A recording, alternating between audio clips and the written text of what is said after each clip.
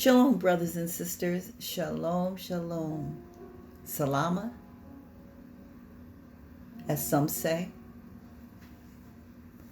All praises be to the Most High. We are Baruch because we revere Yahuah and we walk in his ways.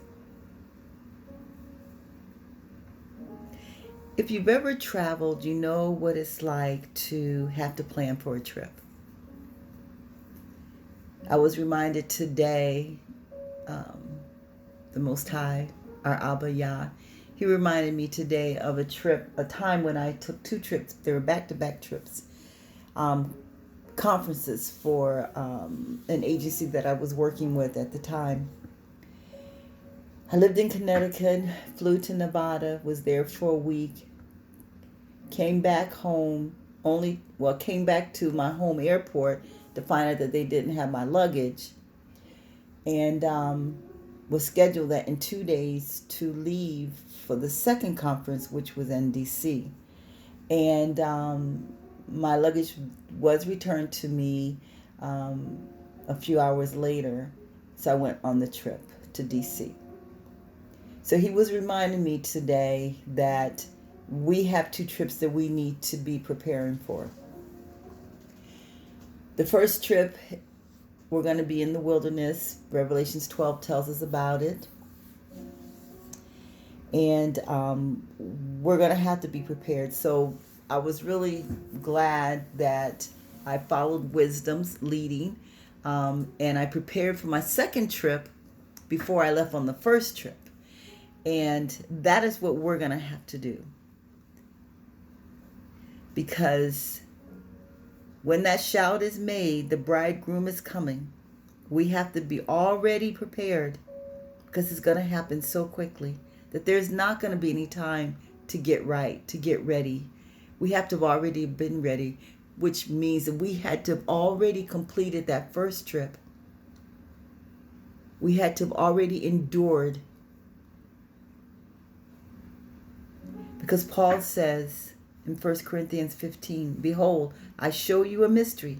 We shall not all sleep, but we shall all be changed in a moment, in the twinkling of an eye, at the last trump. For the trumpet shall sound, and the dead shall be raised incorruptible, and we shall be changed." So as I said, we have 2 trips to prepare for. This wilderness trip has already been declared. It's been forecasted. It's been determined. It is in the books that it's going to last 3.5 years. Or sometimes we find it written 42 months or 1,260 days. But however it's written, that time has already been set. Preparing for the first trip will be a barakah because it will help us to endure to the end. That first trip will determine if we qualify for the second trip, which is the one that Paul was just talking about, where we're going to meet Yahushua in the air and he's going to usher us home. Usher us home after enduring a great fight of affliction. We don't want to be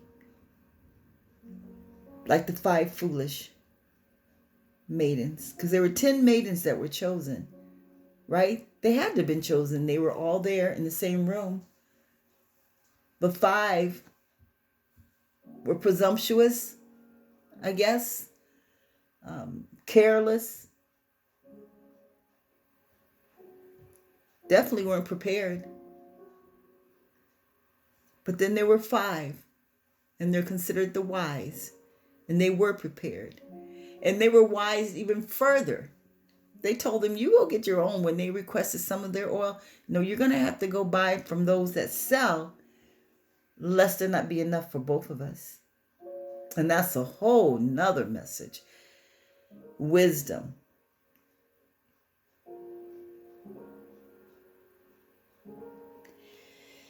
So I'm going to read you the main verses as to why this message is taking place.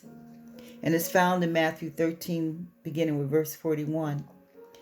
The Ben of Adam shall send forth his messengers, and they shall gather out of his kingdom all things that offend, and them which do lawlessness and iniquity, and shall cast them into a furnace of fire. There shall be wailing and gnashing of teeth. Then shall the righteous shine forth as the sun in the kingdom, in the reign of their Father. Who hath ears to hear, let him hear. So shall it be at the end of the world. The messenger shall come forth and sever the wicked from among the just, and shall cast them into the furnace of fire. There shall be wailing and gnashing of teeth. Yahushua said to them, Have you understood all these things? They say unto him, Yea, Yahushua. So, let's look at this again. The Ben of Adam shall send forth his messengers, and they shall gather out of his kingdom all things that offend, and them which do lawlessness and iniquity. This reminds me of the story of the prophets that was sent by Yahuah to foretell of the birth of a future king who will be a king after his own heart. He was so precise that he even told the name of this king Hosea.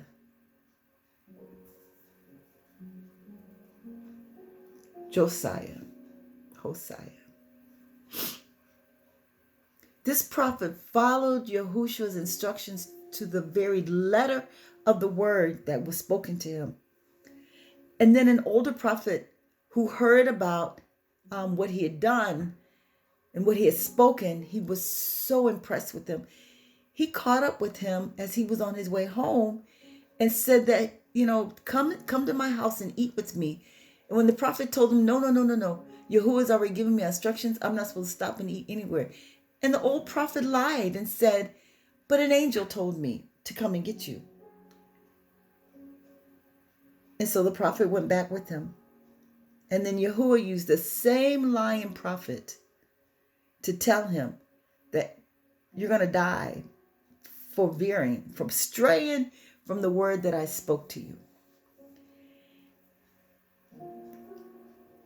The children of Israel, when they were in the wilderness, they had people who were deceivers, always troublemakers, stirring up trouble, keeping things going all the time. And that just lets us know that there's a possibility that's going to be the same with us, because when it's all over and said, when the tribulation is over, when Yahushua appears in the sky, because Matthew 24 says that immediately after the tribulation, he's going to appear.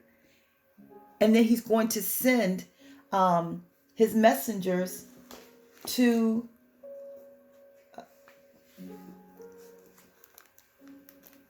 sever the wicked from his the righteous, the just. So I am looking in Matthew 24 because I just thought it's something that I think would really add to this. So Matthew 24 and 31 says, And he shall send his messengers with a great sound of a trumpet, and they shall gather together his chosen ones from the four winds, from one end of the Shemayim to the other. And this goes with the one I just read in Matthew chapter 23. So we know it's going to happen, because then in Revelation, it also says it again, that this is going to happen. He's going to send forth his messengers to gather up his chosen ones. But the fact of the matter is to know that in the kingdom, there are some that offend. He says some that offend.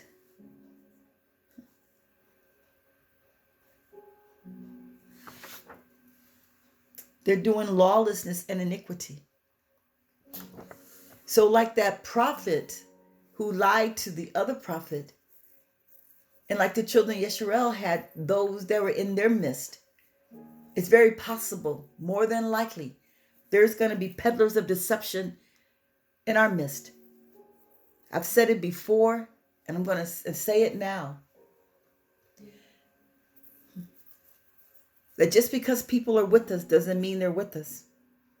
1 John 4 reads, Beloved, believe not every spirit, but try the spirits whether they are of Yahuah, because many false prophets are gone out into the world. I'm telling you, this is going to be a time for the strong. Strong in Yahuah. And my prayer is that which we find in Ephesians 3:16, that he would grant us, according to the riches of his esteem and his honor, to be strengthened with might by his Ruah and our inner man.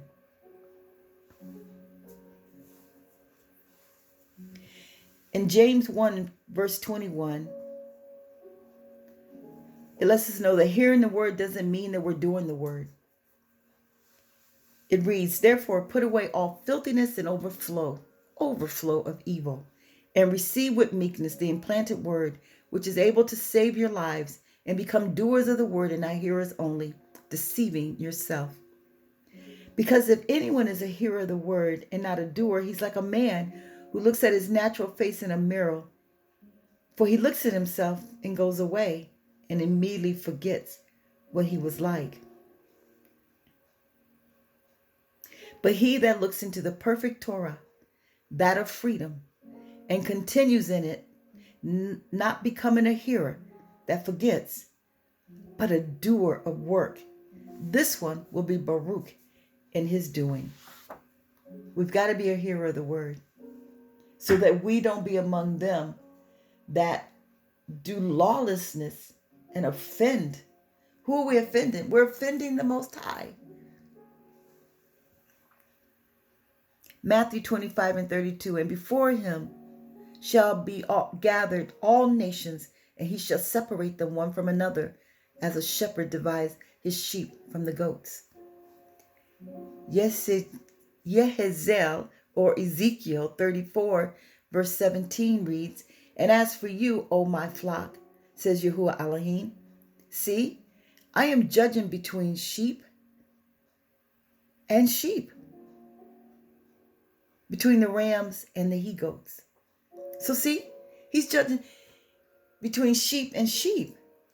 In Matthew 25, it says, because I just read it, and he before him shall be gathered all nations, and he shall separate them one from another, as a shepherd divides his sheep from the goats. But Ezekiel says he's going to be judging between sheep and sheep. So there's going to be, remember the parable about the tare and the wheat growing together?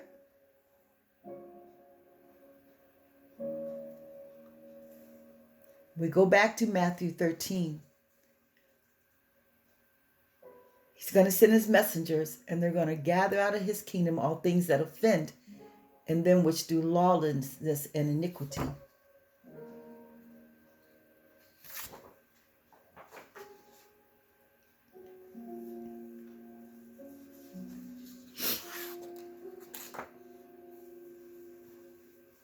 First Peter 4:17. For the time is come that judgment must begin at the house of Yahuah. And if it first begin at us, what shall be the end of them that obey not the Besorah of Elohim? And if the righteous scarcely be saved, where shall the wicked and the sinner appear? Wherefore let them that suffer according to the will of Yahuah commit the keeping of their beings to him in well-doing, as unto a faithful Creator. Revelations 22 verse 11. He that is just, let him be unjust still. And he which is filthy, let him be filthy still.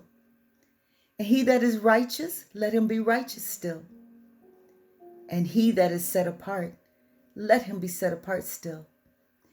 And behold, I come quickly, and my reward is with me, to give to every man according as his work shall be.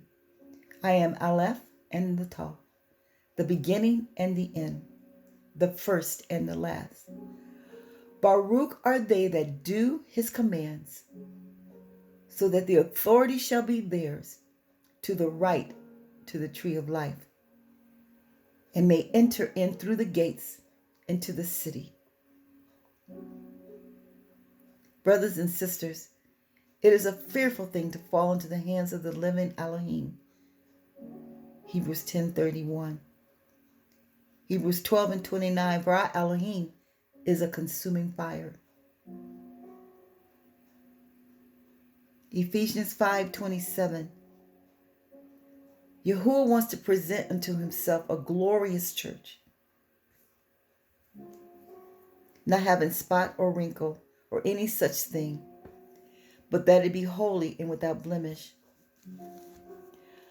He wants to present unto himself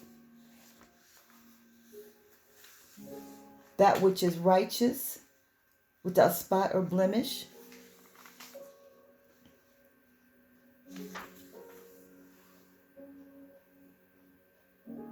An assembly that has been washed with the washing of the water of his word. We're going to be dressed in white linen, and the spots and the wrinkles and the blemishes are sin, and it will not be so.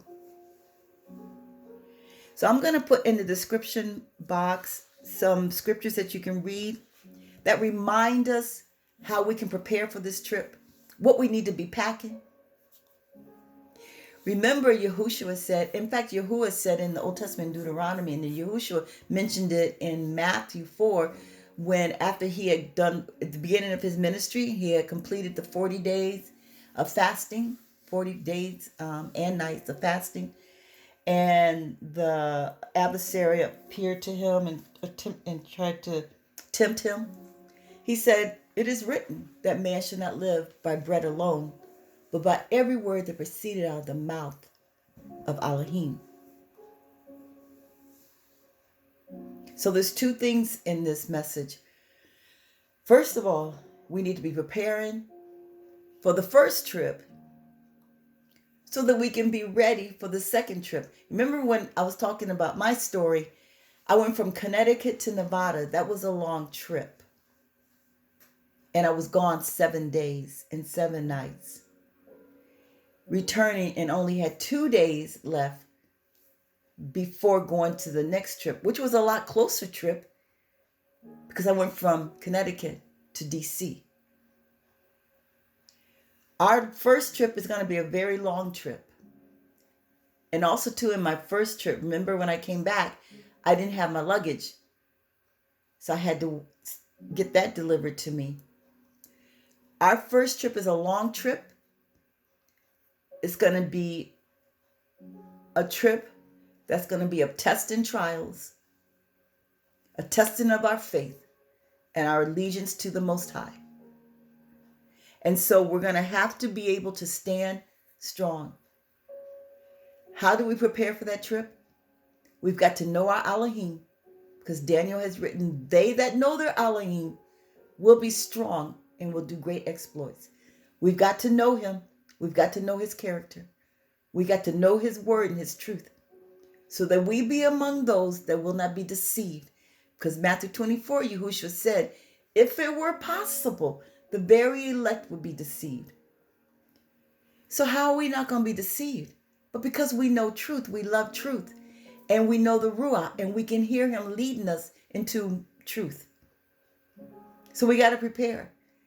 We got to have that word in us. Because remember, Yahushua is the word made flesh.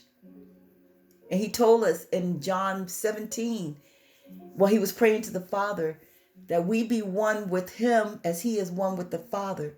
So if we develop and prepare now for the trip, part of that preparation is learning how to become one with him, learning how to dwell in the secret place of the Most High. And two of the scriptures that I'm going to be putting in the description box, Tehillim 15 and Tehillim 24, is asking, who shall dwell in your holy hill, your Kodesh hill, your set apart hill? Well, Psalms 91 says, he who dwells in the secret place. So we'll put all those together, and these scriptures will line up things that will lead us to righteous living. And then Psalms Tehillim 51 teaches us how to pray, so we can get rid of those things that offend, so we be free of lawlessness and iniquity. Because we're going to have to do it if we plan on being among those wearing the white linen, because that is the righteousness of the Kodesh ones. So we end with these questions. Are we prepared enough to measure up to his expectation and the requirements to make that second trip? Because he says in Revelations 22 that when he comes, he has his reward with him to give to every man according as his work shall be. That's why he says, and behold, I come quickly, and my reward is with me.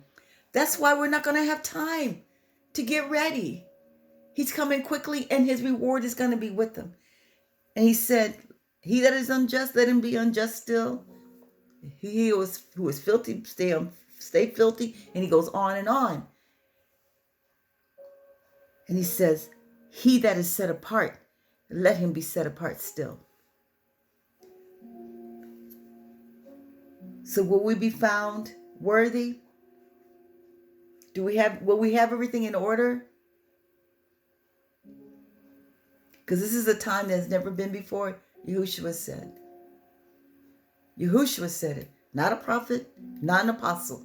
Yahushua himself said it. Will we be accepted in, or will we be rejected? Will we be refused entrance, or will we be called? Will we be said, welcome, come in, you good and faithful servant? Because remember in Matthew 7, he says there's going to be some people who are going to say, didn't we do deeds in your name? And he's going to say, but you didn't do the will of the Father. Depart from me, you workers of iniquity. I never knew you.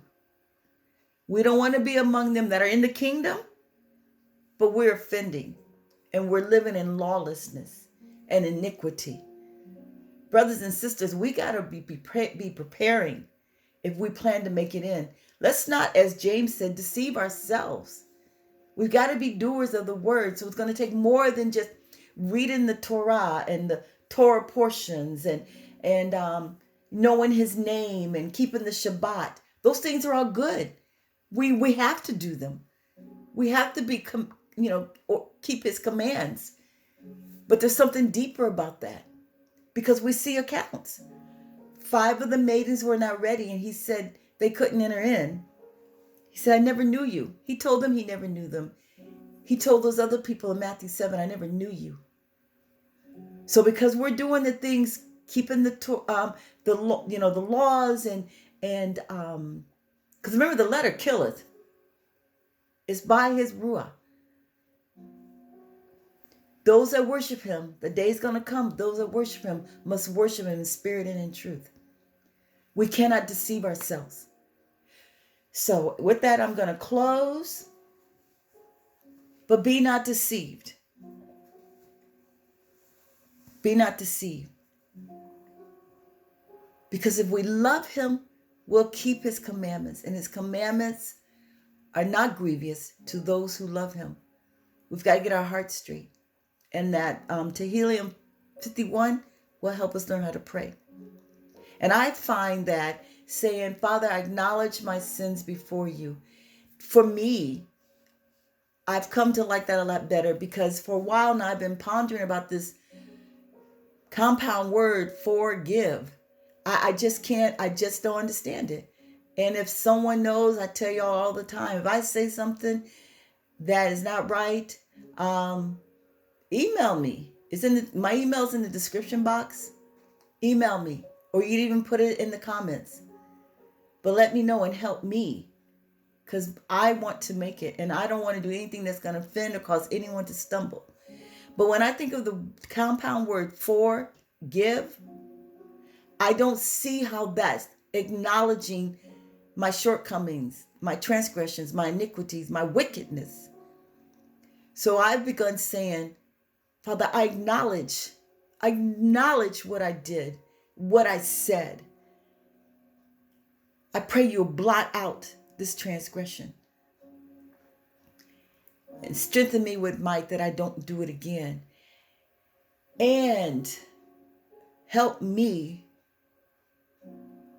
work in me to will and to do of your good pleasure.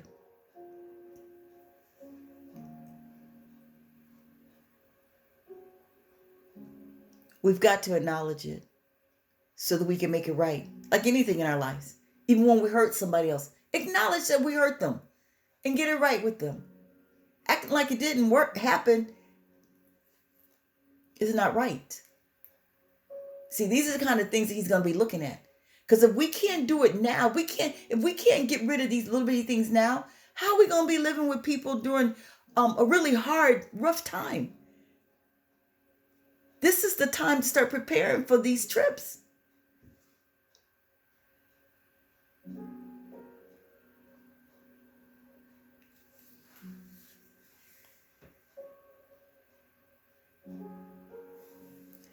I'm going to end with the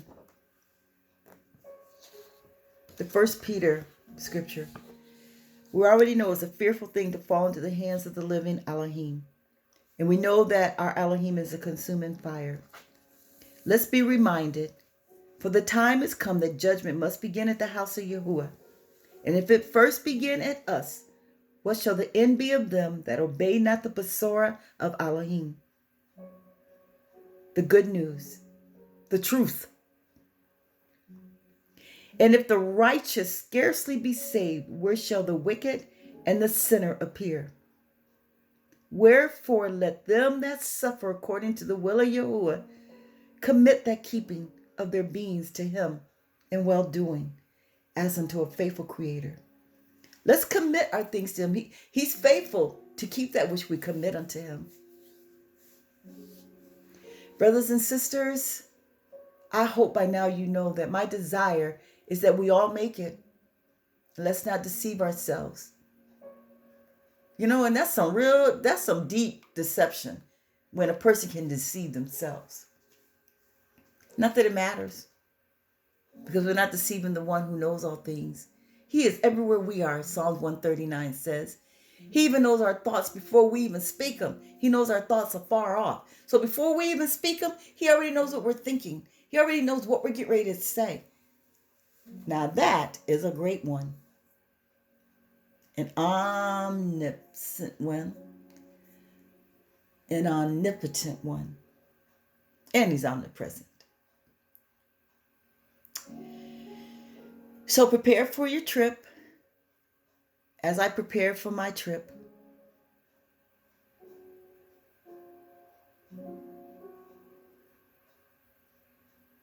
It's going to take more than just the things I've already mentioned. Our heart has got to be right.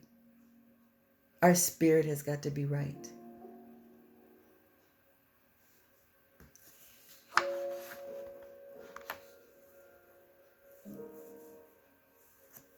And we have to know others by their spirit. Not just in the physical. We've got to know them by their spirit. Or else we're going to be caught up in deception. We've got to know them by their spirit. Because some are false prophets. They'll look like us and talk like us. But not all of them are of us. Be encouraged. I know this was heavy, but be encouraged. And just nourish your inner man with those verses that show us how to prepare for the trip. You ever prepare for a trip and you got your bags packed and you look and say, well, I don't really need this. Let me take this out. And let me get this. It's kind of an ordeal when you're packing. Let's pack. Let's get ready. Let's be prepared so that we can make that second trip, because that's the one we want to be a part of. We want to be welcomed. We don't want the door shut on us. And he doesn't want to shut the door on any of us. Be encouraged. We do win when we're in Yahuah. We win in Yahuah. We win in Yahuah. He is our victory. He is our victory. Praise Yah.